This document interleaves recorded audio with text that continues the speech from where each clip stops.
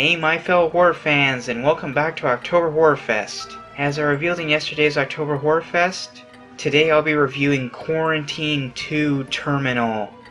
After the decent success of Quarantine, making a sequel was a no-brainer, but it took 3 years before the sequel would come out, and unlike the first Quarantine, which was a remake of Wreck, Quarantine 2 is its own film, with an entirely new story, and is considered a lot better than the first Quarantine.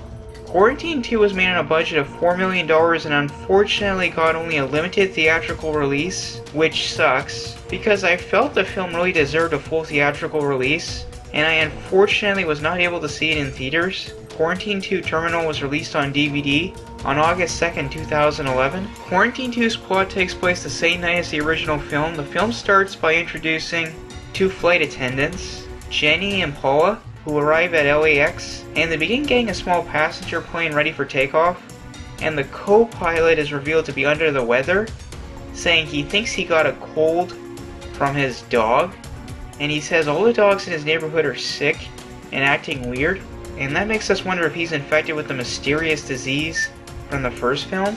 We are slowly introduced to the rest of the main characters, and a guy named Henry brings on board a pet carrier that he claims is carrying hamsters, but when he tries to get it inside the overhead compartment, it won't fit, and this large overweight man tries to help, and he gets bit by one of the supposed hamsters.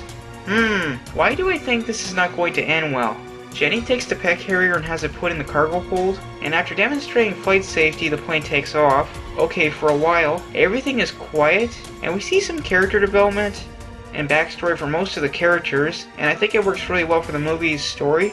We are shown through Henry's laptop the apartment building from the first film on the news, which reveals that both films take place on the same night. Everything starts to go downhill fast when the big guy who was bit by the supposed hamster starts getting sick and suddenly goes crazy and tries to break into the cockpit and injures several people in the process, and after a violent struggle, they manage to get him down and restrain him, and he passes out, for the moment anyway.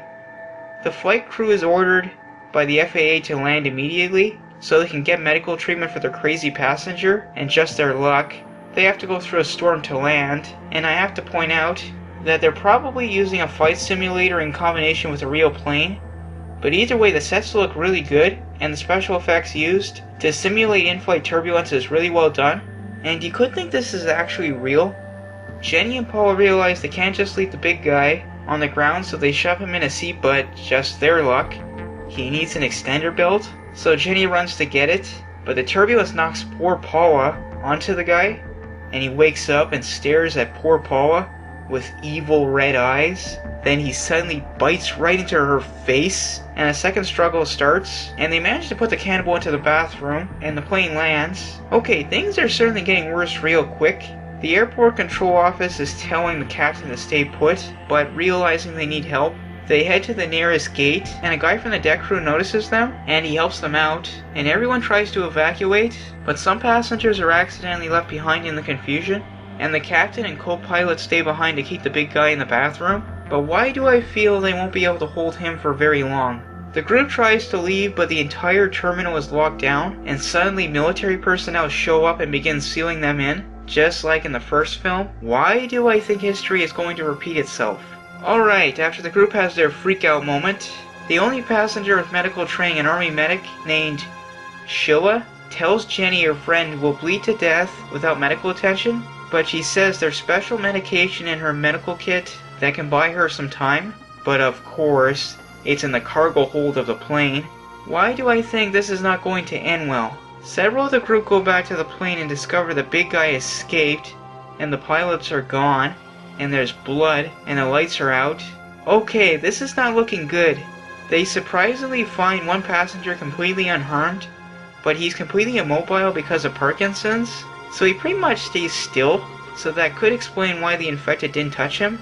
Jenny and a few of the group go down to the cargo hold and find the med kit, but also discover the pet carrier containing the supposed hamsters broke open.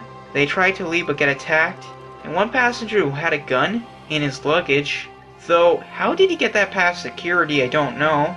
Anyway, he shoots the captain who's now infected and seems to kill him, and they head back but the infected are hot on their trail, and they barricade the door leading to the baggage area, but in my opinion, they should have kept barricading it.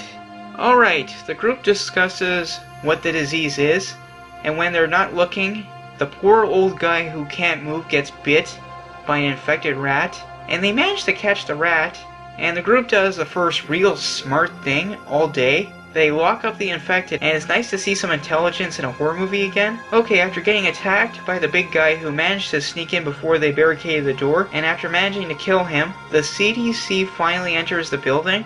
Except this time, 4 guys come in, each carrying assault rifles. Well, they have certainly upped their game in terms of caution. The CDC team forces the group to take the infected out of their cage and injects them with a drug, but forgot to put them back.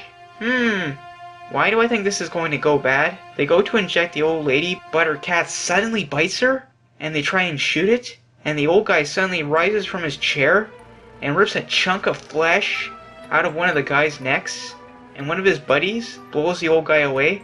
And then they do the stupidest thing and try to escape themselves, despite the fact that they know what's going on, and they get blown away along with one of the passengers. Well, I'm sure it seemed like a good idea to them at the time. They drag one of the guys back in who's still alive, but then the infected break in from upstairs, and they're forced to lock themselves inside a truck, but not everyone makes it.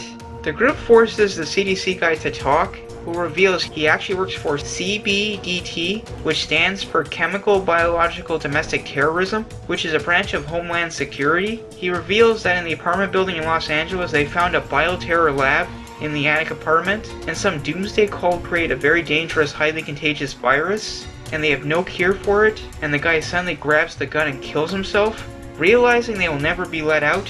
Well, that's not good. The group, realizing they will never be let out, has a "we're screwed" moment, but then Ed, the ground crew guy, remembers that there's a service tunnel that leads to the outside, so they head to the employee office and find the engineering plans, telling them exactly where to go, but are suddenly attacked by 2 of the infected, when Henry suddenly appears and kills both of them, but it's revealed he's been bitten. But the kid George, who figured out he is the guy responsible for all this, had an antidote in his bag, and Henry tries to get it, and Ed tries to stop him and gets killed, and George hands over the cure. Henry reveals that he's part of a group who wants to start a plague to reduce the human population to save Earth. After he injects himself with a supposed cure, he takes George as a hostage, and Jenny tries to help him, but gets hit in the head. Jenny and Sheila try to follow, but get attacked several times by the infected, and unfortunately Sheila gets bit, so she gives Jenny her night vision goggles, and Jenny watches in horror as Sheila sacrifices herself to give Jenny a distraction.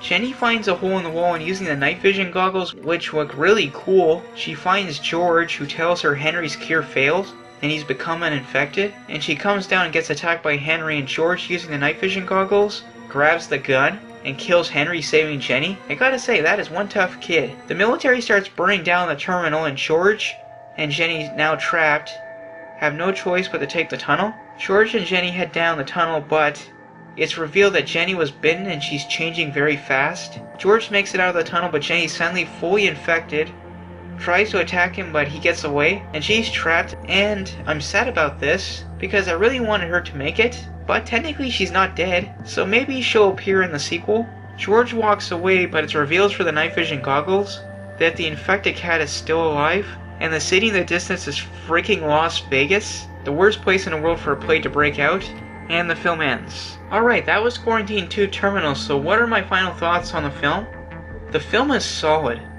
Quarantine 2 goes in a new direction, creating its own identity, and it really works for the film's benefit.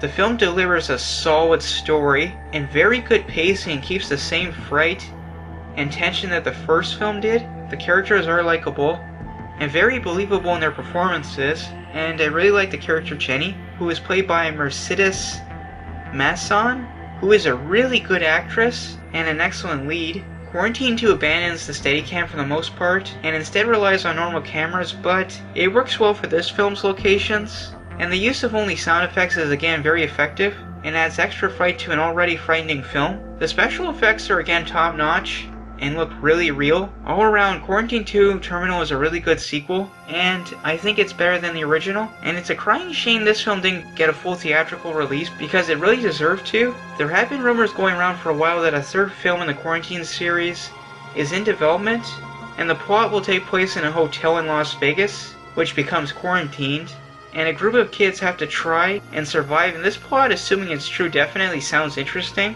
and I really hope the third entry comes out. Tune in tomorrow for another October Horror Fest. I will talk to you guys later. This is the Entertainment Wizard, signing off.